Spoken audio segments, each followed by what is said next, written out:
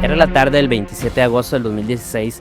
Luego de hacer su tarea, Kendall, un niño de 8 años, le pidió a su mamá permiso para jugar afuera de la casa, ubicada en el barrio El Edén en Jiménez de Pocosí. Poco tiempo después, Kendall le pidió permiso a su papá, quien estaba reparando el vehículo familiar en las afueras de la casa, para ir donde un amiguito que vivía cerca. Su papá lo autorizó y Kendall se fue. Sin embargo, ya un poco más tarde, como a las 5:30, al ver sus padres que no llegaba, decidieron ir a buscarlo. Su papá se fue a la casa del amigo y su sorpresa fue que Kendall no había llegado a esa vivienda. El niño se había desaparecido en el trayecto. La búsqueda inició con la desesperación de sus padres y la angustia de los vecinos. ¿Dónde estaba el niño? ¿Qué le había pasado? El trayecto no sobrepasaba los 100 metros, por lo que era difícil que se hubiera perdido, ya que además conocía muy bien la zona.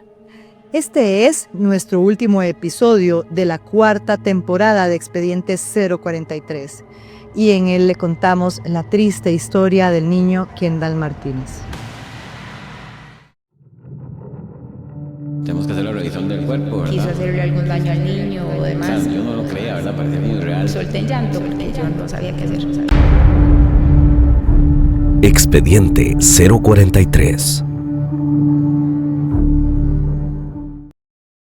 Bueno, Marco, este es el último episodio de esta temporada y por supuesto que dejamos para el final un caso que es muy triste,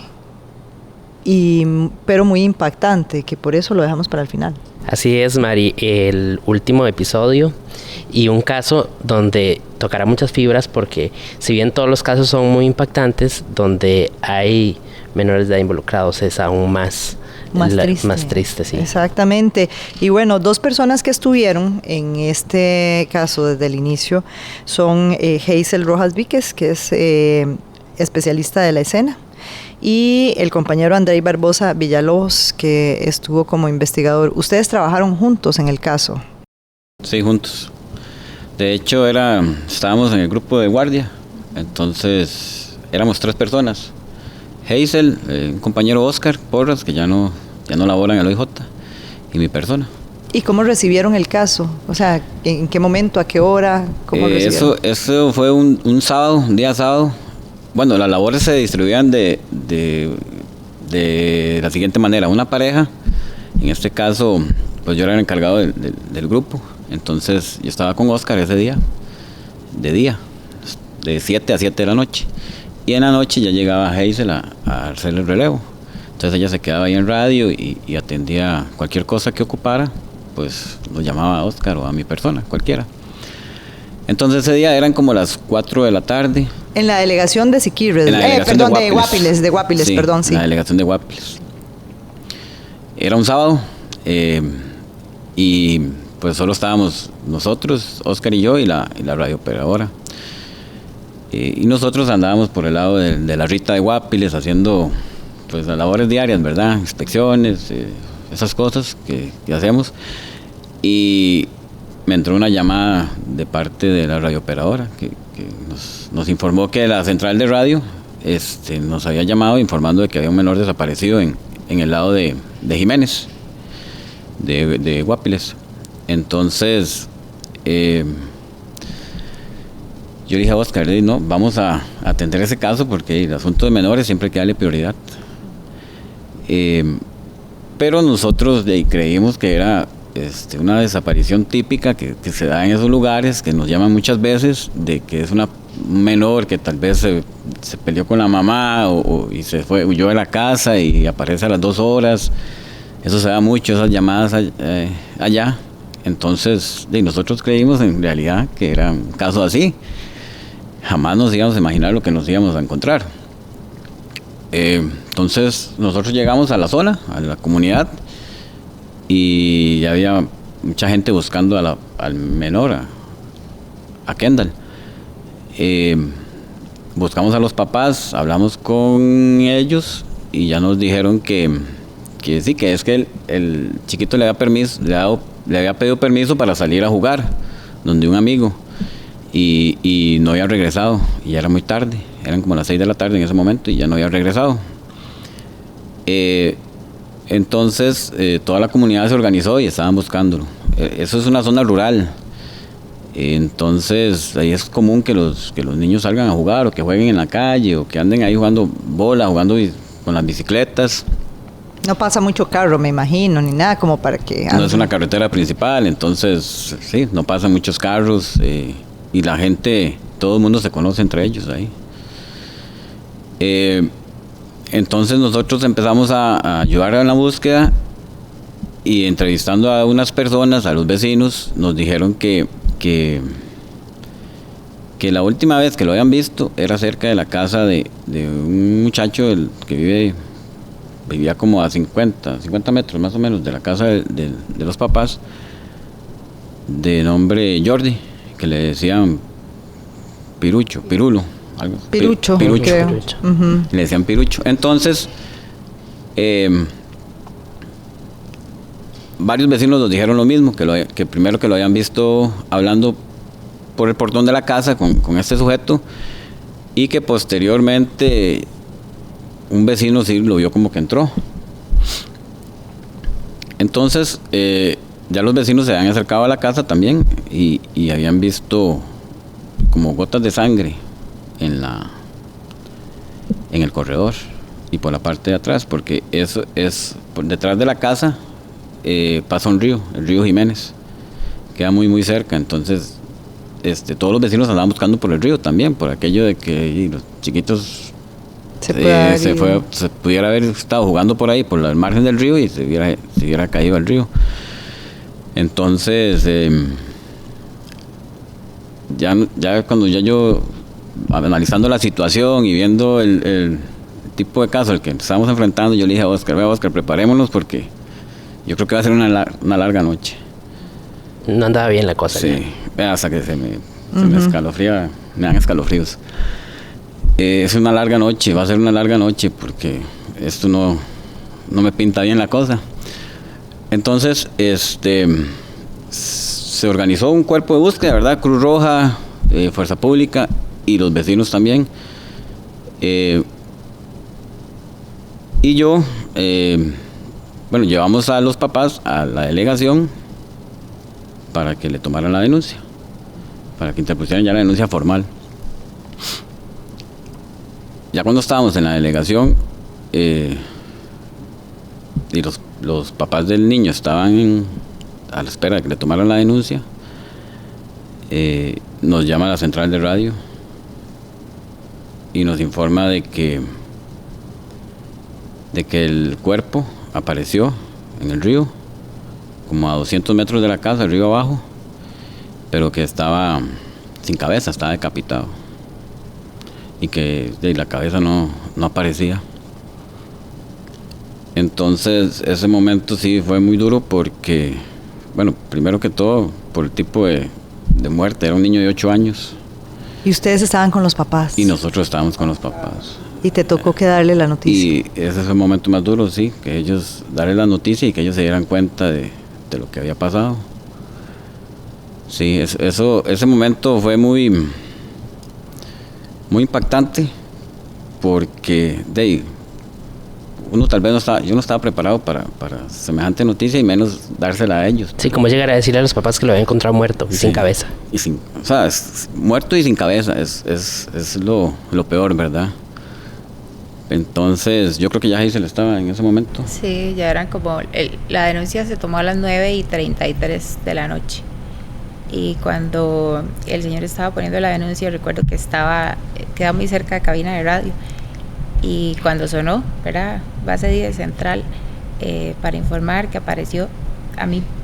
yo corrí porque el radio estaba con un poquito el volumen alto, para que la noticia no sonara tan fuerte, ¿verdad? Porque el señor le iba a escuchar.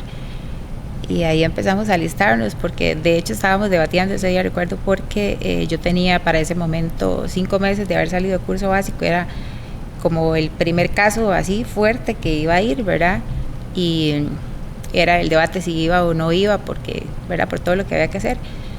Para ese momento estaba de jefe en la oficina el licenciado Diego Chavarría. Recuerdo que me dice: Hazel, llámese al especialista que estaba en ese momento, Dani Tapia, un compañero que ya no labora con nosotros, y le dice que se vaya con ustedes. ¿verdad? Y se va con André y colabora en todo lo que haya que hacer. Pero fue como dice André, nadie estaba preparado para que nos dieran esa noticia, ¿verdad? Que estaba decapitado. Y era como complicado en ese momento. Yo antes de trabajar en OIJ tenía 9 años de trabajar en un Sensinay, entonces compartir con chicos todo el día era siempre fue como mi gran temor. Yo decía que no me toque nunca un caso de un chiquito o algo así pequeñito, porque es como muy feo, muy ¿verdad? Difícil. No tengo hijos, pero no quisiera saber lo que siente una madre, ¿verdad? En esa situación. Y me dice André, bueno, alistemos todo, ya duramos como 1 hora y media mientras que llegaba juez y fiscal para irnos. Y bueno, duramos como 1 hora y media para llegar. Llegamos al sitio como a las 00:30 horas del siguiente del domingo. Y ahí ya André... Sí, ya cuando nosotros llegamos, los paramédicos, los cruzrojistas, ya lo habían sacado del río porque era peligroso que pasara una cabeza de agua o que el río se creciera porque estaba lloviendo también, y se lo llevara. Entonces ya lo dejaron a la orilla del río a la espera de que nosotros llegáramos. Cuando nosotros llegamos... El cuerpo no estaba ni en una bolsa ni nada, estaba el cuerpo nada más. No, eso le iba a comentar. El cuerpo estaba a la orilla del río y le habían puesto una sábana encima. Y hasta ese momento estaba sin cabeza todavía. Sí, estaba sin cabeza. Entonces, ya nosotros tenemos que hacer la revisión del cuerpo, ¿verdad? Y me acuerdo que quitamos la sábana y parecía, o sea, yo no lo creía, ¿verdad? Parecía como irreal. No sé, yo tuve la impresión de, parece como un muñeco, digo yo, pero es algo impactante. Porque, o sea, no solo no tenía cabeza, sino que también tenía heridas de arma blanca en todas las partes del cuerpo. Tenía una cortada profunda, como tipo golpe, machetazo, en el hombro izquierdo. Sí, llegaba hasta atrás. Como que se lo había intentado también cortar. Sí. Cortar el brazo. Sí, había intentado cortarle el brazo, pero seguro la fuerza no fue suficiente, entonces quedó así como a la mitad. Uh-huh. Tenía heridas cortadas en todo el pecho. Varias cortadas en el abdomen también. Tenía en la espalda las mismas cortadas, así por toda la espalda, sí, varias. ¿Cortadas o como si hubiera metido el cuchillo? Como que si metió el cuchillo, pero y bajó. Para abajo. Vertical. Sí, pero solo como en la dermis, no se le veían. No eran profundas. No eran profundas, sino largas. Ajá, sí. Alargadas, sí. Y era súper evidente porque también lo mutiló, ¿verdad? Tenía la ausencia del miembro sexual, reproductor. Sí. Y sí, como dice Andrea, era como un muñeco. Sí, le cortó los genitales. No tenía los genitales, se los cortó. Y también en la parte anal se lo había cortado. Tenía cortadas en las piernas también. Heridas punzocortantes, sí. Sí, es algo que uno quizás que nunca va a estar preparado para Una escena ver. muy macabra, realmente. Es algo muy macabro, o sea... Sobre todo pensando en que era un pequeño niño, es un niño de 8 años. Sí. Sí, eso, o sea, es muy impactante, es como bien lo dijo Marcos, es macabro, es una escena muy macabra. Pregunto, ¿cómo hacen ustedes en una escena de esas? Porque a ustedes les impactó, a ambos les impactó. ¿Y cómo hacen, o sea, para ver eso, para sentir el impacto, y tienen que seguir de manera muy objetiva trabajando? Sí, sí, tenemos que trabajar de manera objetiva y tenemos que realizar un buen trabajo, ¿verdad? Porque eso depende de que el culpable sea sentenciado o que quede libre. Imagínate una persona de estas que hace eso, uh-huh, que quede libre por algo que nosotros, que manejamos mal la escena o que hicimos mal. Tal vez uno, no sé cómo explicarlo. O sea, usted me dice, ¿cómo hizo? no sabría decirle, pero uno como que se bloquea, uno hace lo que está haciendo y no sé, se bloquea los sentimientos, bloquea el lado humano, porque si uno se deja llevar por los sentimientos, por lo que uno siente en ese momento, pues no va a realizar bien el trabajo, o sea, el asunto no va a salir bien. Entonces, no sé, es algo ya mental, un bloqueo mental automático que uno dice, no, hay que seguir, hay que seguir para que esto salga bien, porque de esto depende el caso. En realidad, la escena del crimen es una de las etapas más importantes, hay que trabajarla bien. Son muy pocos minutos para asimilar lo que está pasando, bloquearlo y seguir adelante. Sí, porque todo es muy rápido, todo pasa muy rápido. Porque cuando llegamos y destapamos el cuerpo, inmediatamente hay que seguir con el trabajo, porque no solo estamos nosotros, sino que hay un montón de gente atrás viéndonos, familiares, vecinos, gente de la comunidad que está pendiente de lo que está pasando. Y entonces hay que hacerlo bien, hay que hacerlo despacio, pero hay que hacerlo sin interrupciones, porque entre más tardemos, no sé, cualquier cosa puede pasar. Y estamos hablando de que el sitio donde se encuentra el cuerpo es un sitio abierto. Sí. Es más difícil para la... Creo que ahí es fundamental el apoyo que tuvimos de Fuerza Pública, de que ellos mantuvieron los perímetros, ¿verdad? Y no dejaron que familiares, el cuerpo lo ubica, me parece que eran vecinos, ¿verdad? Y familiares del menor que hicieron un rastreo. Pero como dice Andrea, uno se bloquea y sabe que tiene que continuar, ¿verdad? Pero hubiese sido muy difícil en ese momento si hubiesen permitido que la familia estuviese cerca o cualquier persona, ¿verdad?, ajena ahí estuviese observando. Ellos mantuvieron cierta distancia, porque por más que la gente diga es que el OIJ dura mucho, pero es que hay que ser detallistas, ¿verdad? No hay segundas oportunidades para atender bien una escena del sitio, ¿verdad? No lo podemos volver a reproducir. Y hay que tomarse el tiempo de anotar, de fotografiar, de dejar todas esas constancias que en ese momento no había luz, ¿verdad? Estaba empezando como a llover, y es fundamental en ese momento que la gente estuviese alejada un poquito, que mantuvieran también el respeto, aunque uno sabe el dolor de la familia, ¿verdad? Sí se mantuvieron al margen para uno poder continuar, porque seguramente escuchar a la mamá llorando, o al papá, o a algún familiar, o cualquier persona, ¿verdad? Porque la sensación que eso genera para un pueblo, una comunidad, o para cualquier persona, el que diga que no sintió pues alguna sensación de tristeza con ese caso, yo creo que es como inhumano, porque fue muy feo y se filtró por todo lado, en las noticias estuvo, ¿verdad? Entonces el hecho de que lo decapitara y encontrarlo así no es algo común que se encuentre. Después, cuando empezamos con el levantamiento, que se hizo la revisión del cuerpo y demás, estábamos a 80 metros casi de la calle de la vía pública. Entramos por una propiedad, creo que de un vecino, y él estaba ubicado a 150 metros al norte, sobre el margen del río, desde la casa donde vivía el sujeto Jordi, ¿verdad?, donde se supone que él había entrado y no volvió a salir, habían 150 metros hacia el norte. Entonces estábamos en un perímetro relativamente cerca. Terminando de hacer las diligencias de levantamiento, ¿verdad?, nos dieron la información ahí mismo, personal de Fuerza Pública, creo, Cruz Roja, de que había aparecido la cabeza. ¿Y a dónde estaba? Que se habían encontrado la cabeza del menor 50 metros hacia el sur, o sea, más hacia la casa, ¿verdad? Yo recuerdo que salimos, André y yo jalando la bolsita, ¿verdad?, hasta el carro, y uno sale como en visión de túnel, porque la gente siente, la gente llora y todo, y usted sabe que todavía tiene que seguir en esa zona y que todavía hay cosas peores que ver, ¿verdad? Y recuerdo que, bueno, nos trasladamos al sitio y había mucha gente.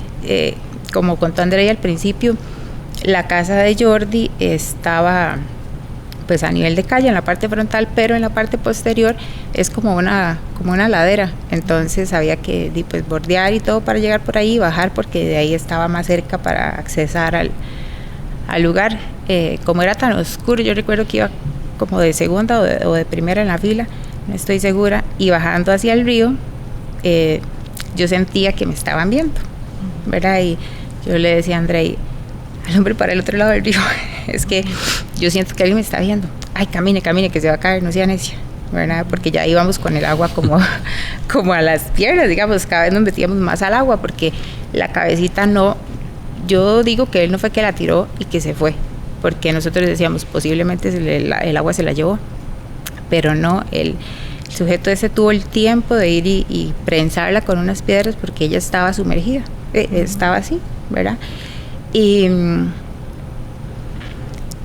cuando yo le dije a Andrei, es que yo siento que me están viendo, ¿verdad? Y estábamos como a 2-3 metros de llegar donde estaba la cabecita, la estaban alumbrando con un foco y se veía. Y me dice Tapia, el compañero, hey, ¿lo saca usted? Y yo, está bien. Yo no sabía ni cómo tenía que agarrarla porque, ¿verdad? Era como la primera experiencia de ver un decapitado, de que fuese un niño, de que estaba dentro del agua, ¿verdad? También cuidar que no me fuese a caer y que se me soltara las manos y se fuera. Eran como 1000 cosas, ¿verdad? Más la presión de... Más la presión de... Más que era la madrugada. Más de todo, sí ya eran como las 2 de la mañana para ese momento ya. Y que también uno está cansado porque aunque usted trabaje de noche y esté supuestamente de día descansando, el sueño no lo recupera, ¿verdad? Entonces son un montón de cosas que usted lleva como ser humano también al trabajo, ¿verdad? Yo recuerdo que cuando me alumbran, me lo enfocan donde está, me agacho y se me moja como todo el cuerpo porque tenía que meterme, ¿verdad? Cuando yo saqué la cabecita, ese chiquito era un muñeco. Era un moreno tan lindo, una carita, parecía como de los chiquitos de los anuncios. Era perfiladito, morenito, el cabello corto, súper lindo, chiquito, súper lindo. Él, digamos, estaba obviamente con los ojitos cerrados y él se veía lindo, o sea, era muy, muy bonito. Y yo recuerdo que yo dije, Dios mío, ¿por qué pasan estas cosas? ¿Verdad? Y se le veían heridas, ¿verdad? Me llamó mucho la atención que los cortes a nivel de cuello no eran como que no, pues eran con un arma blanca, pero no, como que tuvo delicadeza, porque no se veía así como machucado, ¿verdad? Como que uno se le majó la carne, ¿no? Era como, lo mantuvo, ¿verdad? Y él tenía como un mordisco en la orejita izquierda, tenía una herida punzocortante que lo pasaba de lado a lado en el lóbulo de la oreja. Tenía una herida contusocortante a nivel de la cabeza. En el labio parecía que tenía un mordisco. Entonces, eso, más los pececitos que llegan a comer, ¿verdad? Yo decía, no puede ser que también le haya mordido la boca, ¿verdad? Aquí el labio.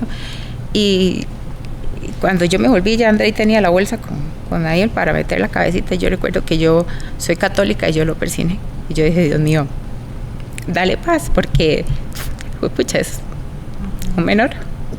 Y es imposible. Las veces que me han preguntado por este caso, se me pega el nudo en la garganta. Yo digo, Dios mío, qué feo. O sea, es que yo creo que nadie debe morir así, ¿verdad? Y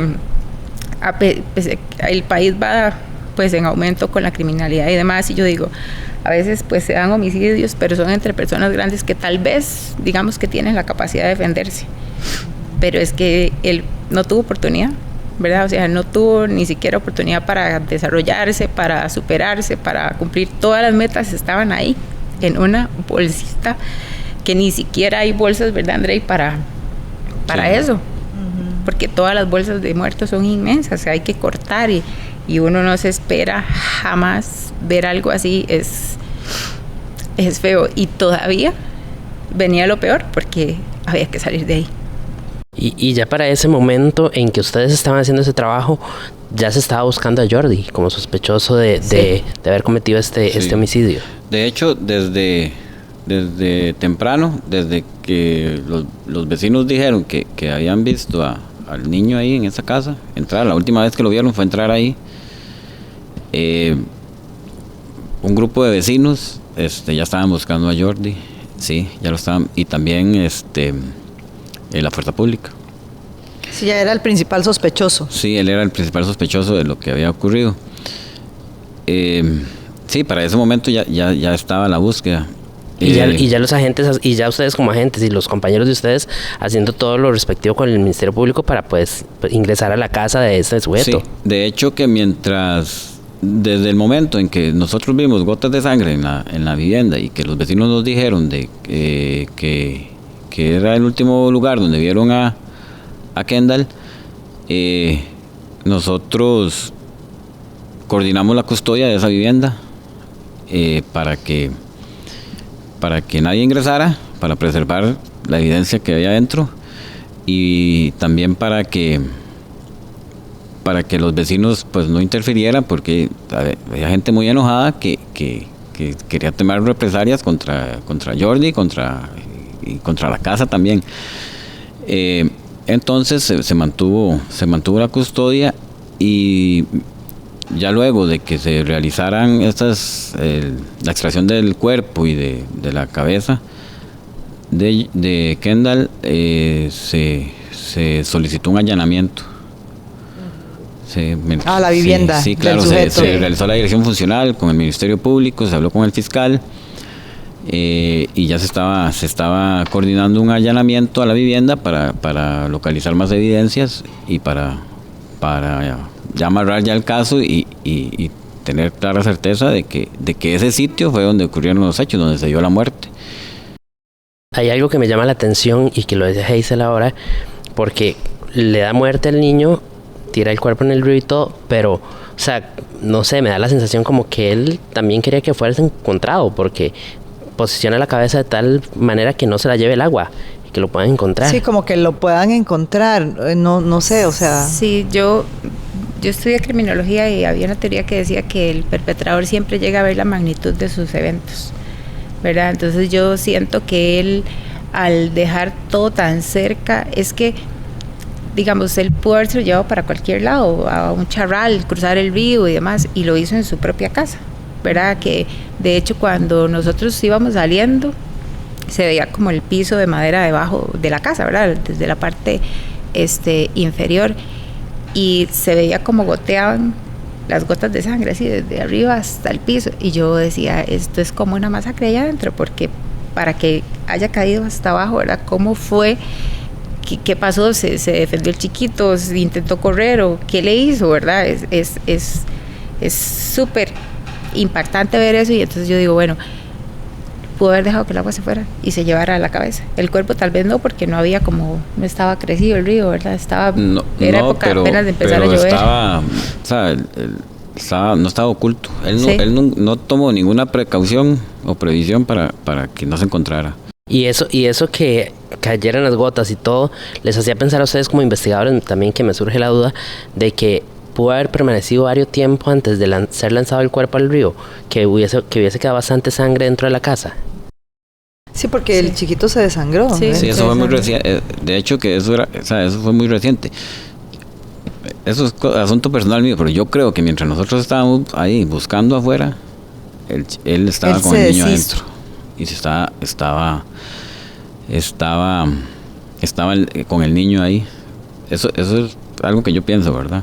No lo puedo comprobar, pero ¿por qué? Bueno, pero por la experticia y todo. Sí, porque, o sea, como dice Hazel, que las gotas todavía estaba chorreando, eso significa que es muy reciente. Es muy reciente, y también el cuerpo no presentaba como indicios de que estuviera mucho tiempo bajo el agua. Sí, entonces, tal vez no le dio tiempo de esconder el cuerpo, porque todo fue muy rápido, no tuvo mucho chance. Y ya los vecinos andaban ahí buscando, ya estaba la policía, ya estaba la Cruz Roja, ya habíamos llegado nosotros. Entonces me imagino que él lo que trató de hacer era esconder el cuerpo en el río o tirarlo en el río y huir por el río también. Ahora dijiste, Hazel, que sentías que te estaban viendo. Sí. ¿Por qué? Era una sensación muy extraña. No sé si les ha pasado que a veces usted está en un lugar y usted siente que alguien lo está viendo, usted vuelve a ver y en efecto lo están observando, ¿verdad? Ese día era eso. Pero era solo del lado oeste del río. ¿verdad? Y al ahí, otro lado. Sí, al otro lado del río, y ahí es un matorral, ¿verdad? Y yo recuerdo, ¿verdad? Yo le decía a André, pero alumbre, yo estaba señalando, yo le decía, alumbre, que ahí tiene que estar, porque es que yo siento que me están viendo, ¿verdad? Eso pasó, nosotros recogimos la cabecita y todo. Cuando salimos, ¿verdad? En toda esta parte impactante, cuando nosotros salimos estaban los papás. Y yo no sé, perdón, no sé si van a ver esto, pero lo que no les dije ese día, mis condolencias y las disculpas, porque no pude volverlos a ver a los ojos. O sea, yo iba como en un túnel porque yo decía, no puedo ver al papá, no puedo ver a la mamá, qué cosa más horrible. Y llevaba la cabecita en una bolsita, ¿verdad? Y pues uno no, lo dijo gracias a Dios hay apoyo con SAPSU y demás para nosotros, pero para ese momento, previo a usted salir a la calle, usted se imagina que van a pasar cosas, ¿verdad? Pero no hay un curso que le diga a usted, actúe de tal forma cuando hay un muerto X o cuando siente que pasa algo, ¿verdad?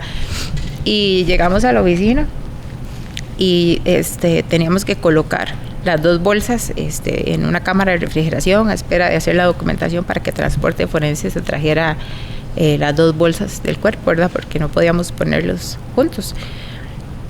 Aunque sabíamos que era él, y pues patología es quien debe determinar qué efecto corresponde y demás. Y yo recuerdo que con todo esto de la religión y todo, yo llegué y yo no seguía en colapso. Entonces los puse, recibí un Padre Nuestro y me fui a la oficina. Eran ya como las 5 de la mañana, ¿verdad? Cuando llegamos a la oficina y Andrés dice, me dijo que sí iba a bañar porque ya estaba muy cansado. Él venía de trabajar del día anterior y yo lo llamé y trabajaba casi que tenía ya las 24 horas, ¿verdad? De estar. Entonces yo me quedé en la oficina cuando da aviso Fuerza Pública de que habían detenido a Jordi. Y que ellos lo tenían que trasladar porque lo querían vapulear, ¿verdad? Obviamente la gente estaba súper indignada y la misma Fuerza Pública y nosotros y todo el mundo, ¿verdad? Entonces yo recuerdo que estaba sola en la oficina para ese momento porque antes, hace muchos años, bueno, eso ya va a ser 9 años creo, 2016, y para ese momento en cárcel no quedaba nadie. Entonces yo recuerdo que cuando llegaron los compañeros con él en el carro de detenidos, lo bajan y me dice la compañera que hacemos, yo tienen que acompañarme porque es que yo no puedo bajar Cabina Radio solo y tampoco me puedo quedar aquí reseñándolo porque no, estoy muy largo y no me puedo quedar allá con él sola dándole custodia porque no hay nadie más en la oficina. Y entraron 2 compañeros con él y del parqueo de celdas lo llevamos a la sala de entrevistas, ahí como un pasillo, ¿verdad? Y vamos caminando y me dice el sujeto ya yo usted la había visto, pero como yo soy investigadora y uno sale constantemente a la calle, ya la gente lo identifica porque andas en el carro rotulado o con el arma, la gente en algún momento lo saca, ¿verdad? Digo, ya, ajá, y seguro en la calle. Y me dice, no, es que yo la vi a usted anoche cuando usted sacó la cabeza del río. Uy.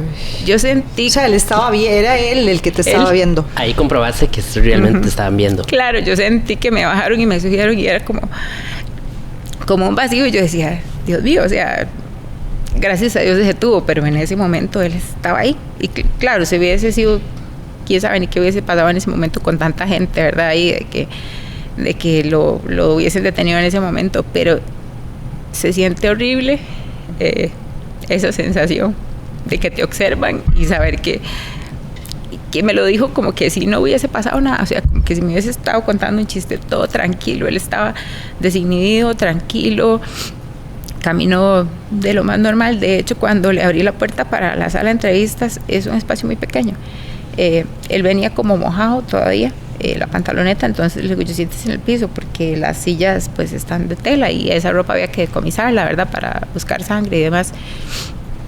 Y me dice, ¿van a entrar a la casa?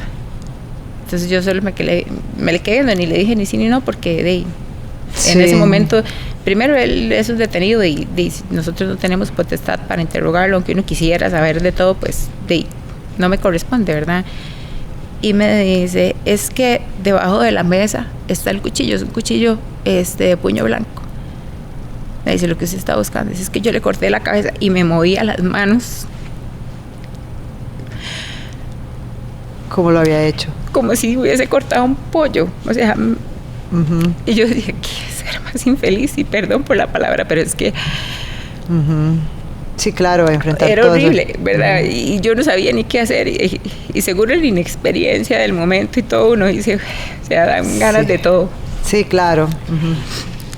Hay gente que decía, pero usted no le pegó, y yo tengo No. muy arraigado mis principios, y yo recuerdo que ni siquiera levanté la mano porque yo dije, Dios, No, y este nosotros chaval no lo paga en podemos. vida. O sea, nosotros no podemos jamás tocar un detenido por mucha cólera que uno sienta, por mucho todo, ¿verdad? Pero es que la gente que está fuera de este trabajo seguro dice, es que le dieron. Y en ese momento yo recuerdo que él estaba ahí y lo contaba como contar cualquier cosa, como que si no hubiese sido nada grave lo que pasó. Y uno dice, ¿cómo es posible que la gente, que alguien tenga ese corazón, ¿verdad? Y que lo siga diciendo como si nada, como que, porque yo que no era ni familia ni nada, no logro contener las lágrimas, perdón, pero ahora este sujeto ahí fue fatal. Ya después empezaron a llegar los compañeros, hicieron la reseña y todo, pero es duro. Y Duro. ¿qué se encuentran cuando hacen el allanamiento? ¿Qué se encuentran en la casa cuando entran? Sí, bueno, ya obviamente, ¿verdad? Nos dieron el allanamiento, ya el sujeto ya estaba detenido. Y cuando entramos, encontramos gotas de sangre en corredor, en la sala, en una habitación. O sea, habían gotas de sangre casi que prácticamente en toda la casa. Creo que en el único lugar que no había, creo que era en la cocina, pero en toda la casa había gotas de sangre. Y efectivamente, ahí donde el sujeto le dijo a Hazel que estaba el cuchillo, pues ahí estaba el cuchillo. Era un cuchillo de cocina, como de 27 centímetros de largo.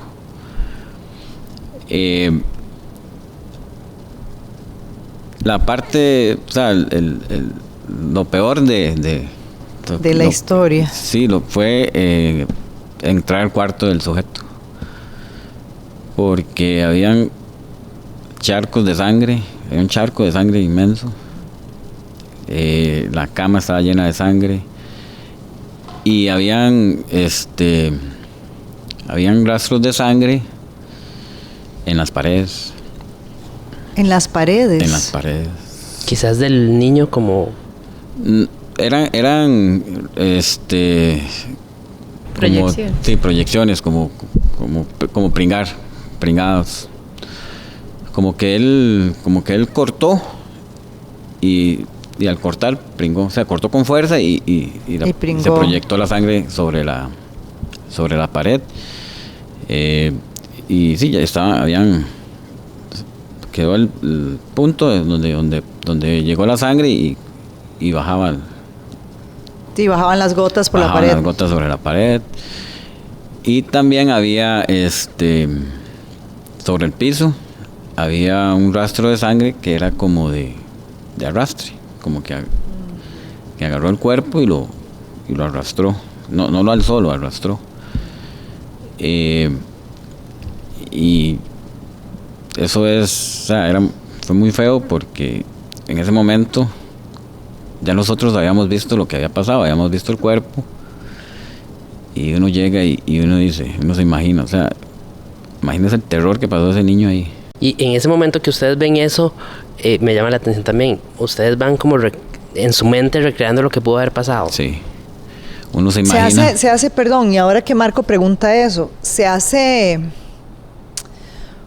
como una, no recreación, pero sí ustedes, digamos, describen de acuerdo a los indicios que hay ahí, a la sangre y todo, se hace como un análisis de qué fue exactamente lo que pasó, qué hicieron ahí, qué fue lo que el sujeto, o sea, sí se hace. Sí, eso se hace.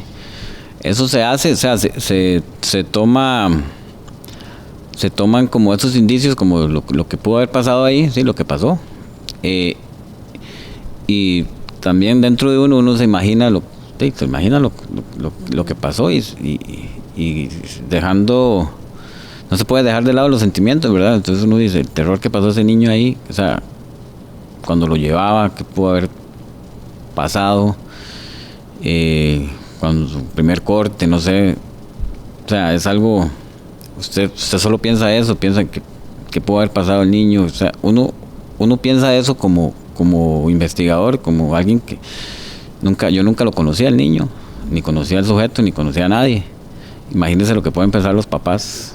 Y el sujeto era conocido en la zona por, no sé, o sea, ya la gente que sabía de él o cómo pudo haber hecho él para atraer la atención del niño que ingresara a la vivienda. El sujeto, según vecinos, él tenía ya rato de vivir ahí. Él no era oriundo de ahí, pero sí llegó a vivir ahí. Es más, de hecho vivía con un adulto mayor. Ellos vivían juntos ahí. Y él era conocido por los vecinos por ser drogadicto. Y además de que ya tenía problemas con ellos porque les robaba cosas. Entonces ya todo el mundo sabe el ladrón del barrio que llegan y le roban y le roban a los vecinos y dicen, no, es que las cosas están donde fulano y tal. Entonces dicen que todo el mundo llegaba a reclamar ahí, a buscar las cosas robadas. Y él tenía también ya tenía una causa también pendiente por abusos sexuales. Sí. Y tenía una causa anterior que estaba en investigación. Y ¿Y a todo esto dónde estaba el adulto mayor que vivía con él? ¿No estaba en la casa? Él no estaba en la casa, no. En ese momento él no estaba. Yo lo que había escuchado a los compañeros que hicieron entrevistas era que tenía pocos días de haberse ido al asilo de ancianos, ¿verdad? Y que Jordi había quedado pues solo con disposición de la casa para... Sí, creo que él tenía como 80 años. Sí, esa casa, la casa de Jordi, porque él pidió permiso para ir a jugar con un amigo, a la casa de un amiguito. Y el amiguito no estaba, y entonces él o yo no sé si era cuando iba para la casa del amiguito. Cuando iba para la casa del amiguito y cómo lo abordó, porque ahora Marco se preguntaba, ¿verdad? ¿Cómo hizo para llamar la atención del chiquito? Lo que dicen algunos vecinos es que él lo llamó y que le dio como unos dulces y que también como que le dijo, venga para enseñarle unos gatos que tengo ahí en la casa, unos gatitos. Pero entonces hubo vecinos que sí vieron que él lo llamó. Hubieron vecinos que lo vieron hablar, sí, que lo vieron cuando iba y que los vieron cuando él estaba hablando con Jordi, portón por medio, de portón. O sea, él afuera. Ajá, él afuera del portón. Pero también hubieron vecinos que lo vieron cuando entró. Y muy cerca estaba la casa de Jordi de la casa de los papás del niño. Sí, estaba cerca. Sí, como 75, 100 metros lo mucho. Sí, es un pueblo pequeño y sí. Y habían más casas entonces, sí, ahí en los alrededores. Sí, había más casas. Sí, al costado norte están las casas que van paralelas al río y al frente es una zona verde y como a los 50 metros estaba la casa, la entrada para la casa de Kendall.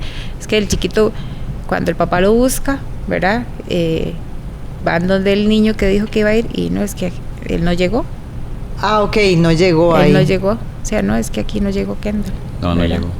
Entonces de ahí ya empezaron fue como un retroceso a ver dónde se quedó, porque era un lapso de distancia muy corto, entonces no era posible, o se lo habían robado en un carro, se lo habían llevado, pero sí, ellos que hacen las entrevistas, eso es lo que decían, que los vecinos lo habían visto, como comentar con el niño ahí, hablar. Y es que tal vez es por el tema de confianza, ¿verdad? Porque es que solo tenía 8 años. Sí, era muy ¿verdad? El chiquito inocente. estaba en una etapa de desarrollo de inocencia, de jugar, de que, como dice Andrei, tal vez le ofreció los gatos o cualquier cosa que, mire, tome, porque ya lo había visto, digamos, tal vez no era una persona completamente ajena al sitio. No. Y ustedes cuentan eso y Andrei cuenta eso y uno se pregunta, porque, bueno, ¿cómo, si yo veo a un niño tan pequeño estar conversando con una persona y meterse a la casa y sabiendo que es drogadicto, cómo no reaccionar a hacer algo? Pero quizás ahora sí se lo decía por la confianza, porque tal vez es un lugar donde nunca ha ocurrido una cosa como estas, ¿verdad? Sí. Entonces, sí, que hayan pensado eso mismo me pregunté yo, ¿verdad? En el momento que ustedes dicen eso, uno dice, ok, si un vecino mío, un vecinito se mete a la casa que yo sé que es un drogadicto, muy posiblemente vaya a llegar a la mamá, vea, su chiquito está allá en la casa de fulanito, ¿verdad? Pienso yo, pero si es gente además de ser ustedes que conocen la zona, es una zona rural, a pesar de ese tipo de cosas hay más confianza de la gente. En esos lugares hay mucha confianza y la gente se conoce mucho. Entonces, es normal, dentro de lo normal, de que las personas se visiten entre ellos o no sé, puede ser que le digan, no, Kendall, vaya, déjeme esto donde fulano es tal, donde el señor. Esas cosas se dan en esos lugares. Y es que también, digamos, como vecino, usted podría decir, no lo veo haciendo nada malo. Y tampoco se puede quedar cuidándolo, ¿verdad? Porque tal vez lo ve de paso ahí conversando y no está pasando nada extraño, ¿verdad? Y como no hay casas directamente al frente que vean que entra y sale o así, sino que la casa hacia el sur no tenía vecinos, Jordi, era como parte ahí de la orilla de la carretera con un lote baldío. Sí, un lote baldío. Y el vecino del costado norte, la entrada no daba directamente, no tenía visibilidad directa hacia la entrada de la casa de Jordi, ¿verdad? Entonces, si el vecino más, no sé si fue el vecino más cercano o el más lejano que lo vio rondar al chiquito por ahí, tal vez lo ven normal, ¿verdad? Y que no está pasando nada, porque es que hasta eso era de día, el chiquito sale a las 4 de la tarde. Tal vez la malicia de las personas de ahí no está tan desarrollada como la gente de acá de la ciudad. Sí. Y en la investigación que realizan ustedes como agentes, se determina qué motivó a este sujeto a cometer este crimen tan atroz. ¿Qué lo llevó a llegar a ese punto? Ajá. Bueno, cosas de parte de eso encontramos en la casa, en la habitación, fotos de personas desnudas menores de edad. Sí. Ya había una tendencia ahí. Yo creo que ya había una tendencia, y ligando esto a que ya él tenía esa afinidad por el abuso sexual, porque él no solo hizo eso, no solo lo mató y lo mutiló y le cortó la cabeza, sino que también lo violó. Ya cuando se hizo la autopsia arrojó que sí, que hubo violación. No sé qué puede pensar una persona que cometa un acto como este, no me imagino, pero para mí la motivación de él era violarlo, era tener relaciones sexuales con el niño. Sí, era una... Uh-huh. De ahí, ¿qué pasó? No sé, no me lo explico porque o sea, es algo demasiado macabro lo que él hizo. Entonces... Y no se le hizo, ningún análisis, y no es justificando ni mucho menos, ¿verdad? Ya había, por lo que ustedes dicen, había una tendencia, ¿verdad? Pero no estaría drogado o algo así, ¿verdad? En el momento en que hizo eso. Yo sí sé que después se le hicieron exámenes, porque obviamente la defensa va a pedir que se le haga todo ese tipo de análisis y demás, que hasta valoración psiquiátrica me parece que se le hizo, porque ya posterior a la investigación, yo no estuve presente, pero sí vi el expediente, y yo supe que después le hicieron todo ese tipo de análisis, ¿verdad? Pero no arrojó nada. No estoy segura si había algo de drogas, pero él sí consumía, ¿verdad? Yo no podría asegurar en este momento si él en ese instante estaba bajo los efectos de drogas o no, si solo fue que quiso hacerle algún daño al niño o demás. La gente también especuló que estaba como en estado de desesperación porque sentía el abandono del señor, que se había ido a internar a un asilo de ancianos, ¿verdad? Que era como, no era el papá de Jordi, era como una persona, el padre de crianza, ¿verdad? Era. Sí. Entonces yo siento que tal vez el desapego de la única persona que le generaba un vínculo emocional, tal vez lo mantenía ahí en estado de alerta o un poco alterado, ¿verdad?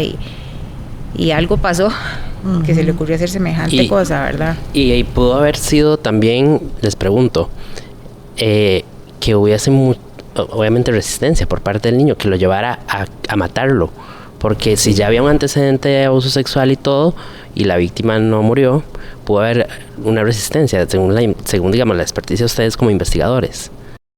Sí, es que yo creo que todo niño busca, por niño que sea, busca defenderse, ¿verdad? Claro.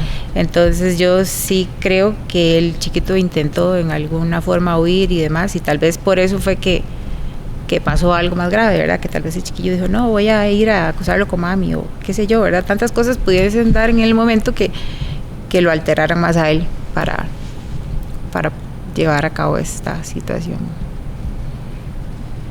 Yo realmente ya no les pregunto, bueno, me imagino que debe haber al final, a pesar del dolor que todavía Hazel siente, ¿verdad? Porque fue un caso impactante, sobre todo, a ver, cuando está uno comenzando en el OIJ, tal vez de pronto los primeros casos son los que más, ya después uno, a pesar de que hay casos que mueven mucho, y eso ustedes, ¿verdad? Hazel, vos como especialista en la escena y Andrei como investigador, pero igual a nosotros nos pasa, ¿verdad? Hay casos que a uno, nosotros como periodistas nos afectan más que otros y todavía nos siguen afectando a pesar de tantos años en la institución. Somos seres humanos al final. Sí. ¿Y en qué momento, Hazel, pues vos lo manifestás, nos decís que todavía te afecta el hablar del caso? ¿En qué momento puedes cerrar el ciclo? Sí, vieras que yo duré un año completo que yo pasaba por ahí y yo decía, ay, Dios mío, y me persinaba. Cuando pasaba por ahí yo me persinaba y yo decía, ay, Señor, qué feo, porque a esa casa la quemaron, los vecinos la quemaron, ¿verdad? Ajá. Sí, de ahí completamente quedó en escombros. Sin embargo, el lugar obviamente nunca se movió, ¿verdad? Entonces yo duré como un año que yo pasaba por ahí y yo me persinaba, yo decía, Diosito santo, qué triste. Mucho tiempo después se dio el tema del juicio, ¿verdad? Yo fui a juicio y lamentablemente se me salió la lágrima porque es que ahora hoy seguramente es como remover fibras que ya estaban tranquilas ahí, que pasaron, ¿verdad? Y más que uno sabe que seguramente mucha gente lo va a ver y uno dice, qué madre, ¿verdad? Fue feo. Pero a mí me gusta mucho bailar y a mi pareja y nos fuimos a un baile en un X lugar. Y yo recuerdo que estaba sentada y había una muchacha que ella me volvía a ver y me volvía a ver, ¿verdad? Yo lo noté, pero no, parte sin novedad. Mi esposo lo nota y me dice, ella se le queda viendo, ¿verdad? Y yo sí, pero es que yo no sé quién es. Porque uno aquí detiene personas, traslada ofendidos, hace entrevistas, entonces convive con tantas personas que a veces a usted le queda, tal vez sé que la he visto, pero no. Y esa muchacha yo no lograba identificarla, ¿verdad? Y yo decía, qué extraño. En dado momento ella se levantó y se acercó a la mesa donde yo estaba y me dice, ¿puedo conversar con usted? Y yo dije, bueno, seguro me van a pegar, ¿verdad? El rato fue que una detenida, ¿verdad? Y la acompañé al baño. Y cuando estábamos en el baño, no recuerdo cómo se llama ella. Y me dice, es que yo soy la tía de Kendall. Me dice, yo quería darle gracias porque usted, por lo que hizo por él, que lo persinó y demás, ¿verdad? Y ha sido muy duro para mi familia y todo. Yo solté en llanto porque yo no sabía qué hacer. Yo recuerdo que la muchacha me abrazó y fue como y yo le dije a ella, vea, dígale a ellos que lo lamento tanto, ¿verdad? O sea, que no quería pasar así como, tal vez digan, vaya sin corazón, porque yo iba directo, ¿verdad? Con el cuerpo y con la cabeza. Y después de ese día yo pasaba por ahí y yo decía, ya, todo está bien, ¿verdad? Todo está bien. Y otras veces comenté el caso con algunos compañeros o alguien me decía, ¿usted le tocó? Y yo así. Y ya ya estaba en paz, lo podía comentar y demás.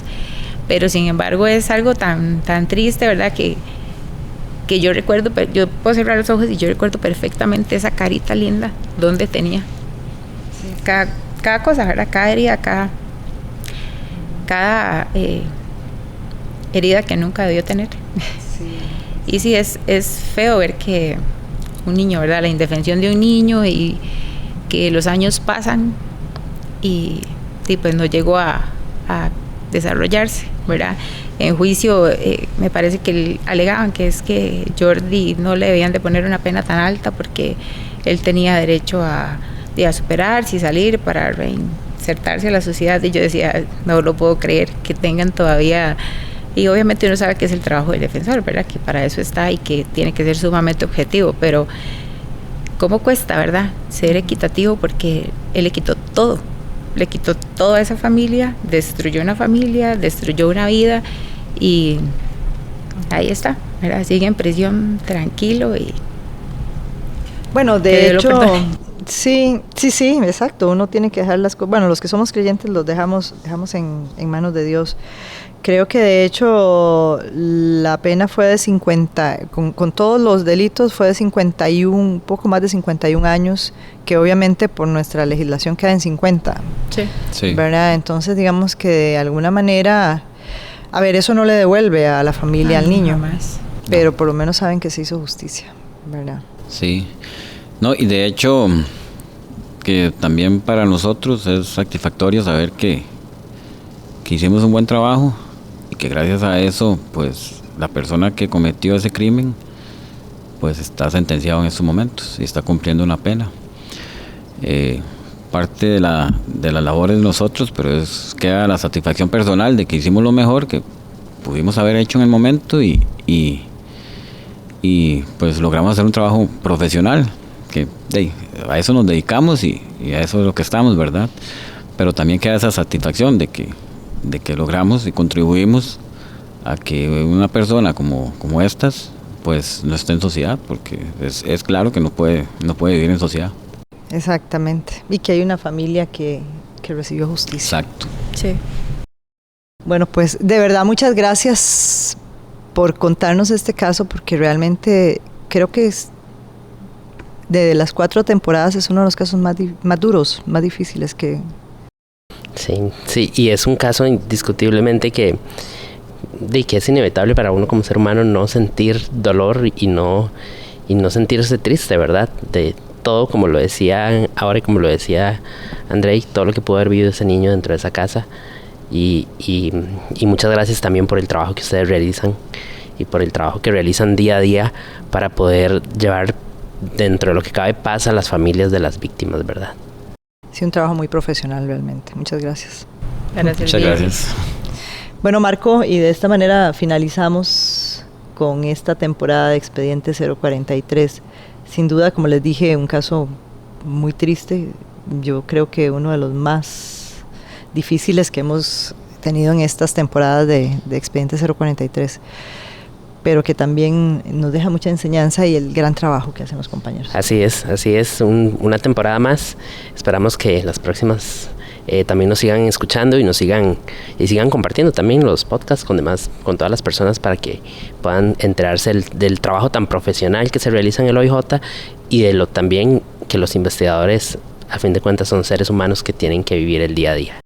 Así es, bueno, y pues así finalizamos esta temporada de Expediente 043 y les prometemos una nueva temporada. Expediente 043.